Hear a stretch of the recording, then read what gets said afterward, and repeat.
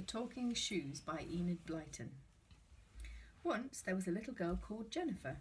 She walked a mile to school each day and back. It was quite a long way. Sometimes it rained and then she took her mac. Sometimes it was cold and she took her coat. And sometimes it was very hot and she wore no coat at all but a shady hat in case she got sunstroke. One day she set out in sunshine. It was a sunny autumn day. Jennifer had a short coat on and lace-up shoes and a school hat. She ran along singing a song she was learning at school.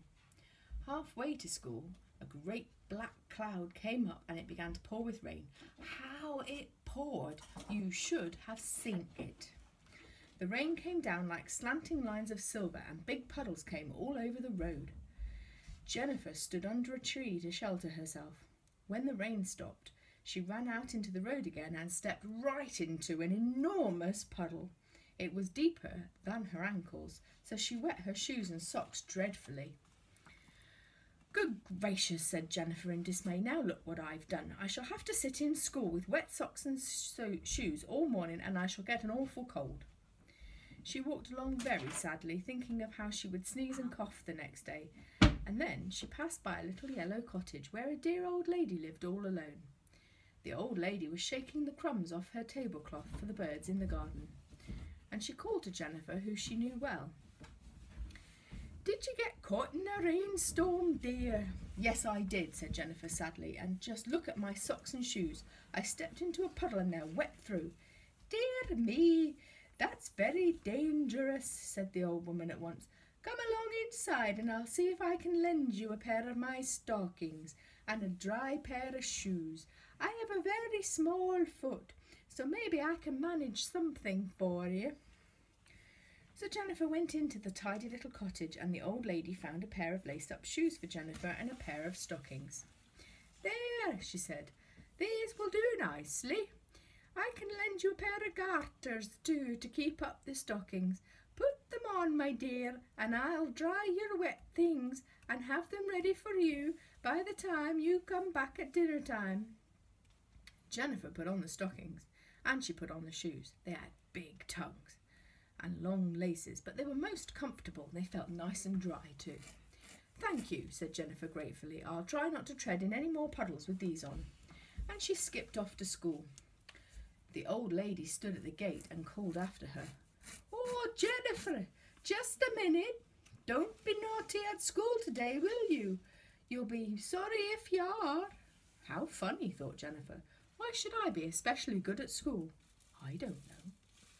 Jennifer was not very good at... You know, yes. Well, you've read this lots, haven't you? Well, technically, you read it to me. Jennifer was not very good at school. She whispered and talked when she shouldn't. She made a mess in her writing book instead of keeping it nice and tidy. She pulled the plaits of the little girl in front and pinched the boy next to her because she didn't like him. You see, she wasn't a very good child at school. She didn't see any real reason why she should be good that day, so she didn't try. She picked up her number book so roughly that a page tore in half. And then a funny thing happened.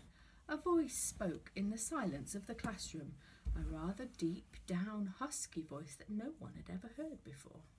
"Careless girl, isn't she?" said the voice. "Did you see how she tore her number book?" "Oh, yes, I did," said another voice, just as deep and husky. "She ought to lose a mark for that." I just realised where the first voice came from. Where? It's a deeper version of Papa. Is it? Is it Papa's voice? Yeah, but deeper. "Who is that talking?" asked Miss Brown in an astonished voice. Jennifer went red. How dare someone talk about her like that? She wondered if it was the little boy next to her, so she pinched him slyly, and the voice spoke again. "Did you see Jennifer pinch the little boy next to her? Isn't she cruel?" "Oh, most unkind child," agreed the other voice. "I don't like her."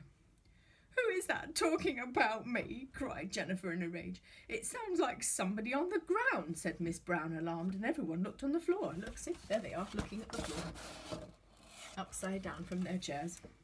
Nobody was hiding underneath the table or the desk. Have you guessed who was talking?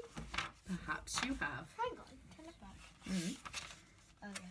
Sorry. It was the tongues in those borrowed shoes. They chatted away to one another and were most surprising to hear. "I think she's got a very cross face, don't you?" said one tongue. "'Tis a pity she don't look in the mirror. Then she would see how horrid she looks when she keeps frowning." "Will you stop talking, whoever it is?" cried Miss Brown as she rapped on the desk. The shoes held their tongues and stopped talking for a while. They were frightened of Miss Brown. Then the class settled. I had a teacher called Miss Brown, and I didn't like it because she threw our books on the floor. I'm not sure that's appropriate to say while we're filming. I was just saying because she had the same name. The class settled down to write. Stop messing with the lampshade.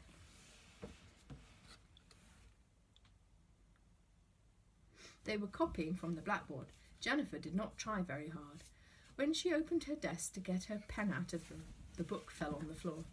"Good gracious," said one tongue to the other. "Did you look at Jennifer's dreadful writing? Did you see anything so awful for a child of 10? Are we, Tamsin? Your writing's much better than Jennifer's, I expect. Yeah. Really, she ought to be ashamed of herself. Poor thing. Perhaps she can't write no better," said the other tongue, flapping a bit. "Look at that mistake. If I were her teacher, I'd put Jennifer in the corner." "Oh, oh," cried Jennifer, stamping her foot and bursting into tears. "I won't stand it. Who is saying these horrid things about me?" "I can't imagine, Jenny," said Miss Brown. "All I can say is that these things are perfectly true. It is a shocking thing that a girl of 10 should write so badly and be so untidy." Jennifer picked her book up sulkily and put it back on the desk, and off the shoes went again. "She's got a horrid, sulky face on now. Isn't she the most unpleasant child? I wonder how many mistakes she'll make on her next page." So Jennifer set her teeth and made her mind up to make no mistakes at all. She wrote a really beautiful page and showed it to Miss Brown. "Good gracious, Jennifer, I've never seen such nice writing from you before," cried Miss Brown. "See, she can do it when she tries," said one shoe. "She's just too lazy to do it always." I'm not lazy," cried Jennifer, and she stamped her foot. That gave the shoes such a shock that they said nothing for a whole hour. Then it was geography, a lesson Jennifer did not like. For a whole hour. You can't even manage the whole time we're filming this story. Good point. Jennifer did not like geography. She leaned over and pulled the hair of the little girl in front of her. The little girl squealed. "Somebody pulled my hair," she cried. Miss Brown looked up crossly. "Was it you, Jenny?" she asked. "No, Miss Brown," said Jennifer untruthfully. "Ooh," said the one shoe. "Isn't she untruthful, really? Ooh." Untruthful, cowardly and unkind," said the other. "Why doesn't someone just send her to bed?" Jennifer glared round at everyone, thinking that somebody must be playing a trick on her, talking like this, but everyone was astonished as she was. "Who is talking?" cried Miss Brown, quite alarmed. "I don't like it. I shall put the talkers in the corner if I hear any more." "Fancy, she's going to put us in the corner," giggled one shoe. "She'll have to put Jenny there too if she puts us." "Perhaps we had better not talk," the other shoe said. "I believe we are disturbing the class." "Shh!" The cliff. So they said no more until it was time to go home. Jennifer went sulkily into the cloakroom and took down her coat and hat. Another child got in the way, and she gave him a push and knocked him over. "Ain't she rough?" said the other shoe. "Did you see her push that little boy over?" "If she did that to me, I'd kick her." "I'd trip her up," said the other shoe fiercely. "Horrid girl. Do you suppose anybody in the world likes her at all?" "I expect her mother does," said the first shoe. "Mothers are funny. They always love their children, even when their children are horrid and rude." "I should think Jennifer's rude to her mother, wouldn't you?"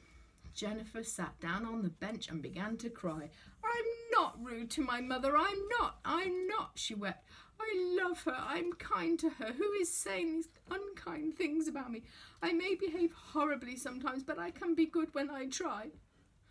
"You don't believe that, do you?" said one shoe. "No," said the other. "She couldn't be good. She's one of them spoilt children we've heard about." The other children laughed. They were sorry for Jennifer, but they couldn't help thinking it would be good for her to hear these things. She went off crying bitterly, puzzled and unhappy.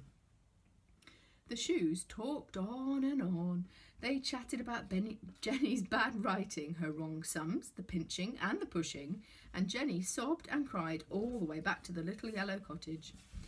The old lady was waiting for her at the gate. dear, she said when she saw Jennifer come in with red eyes and tear-stained cheeks. What's the matter? Have those shoes been wagging their tongues too much? Shoes? Wagging their tongues?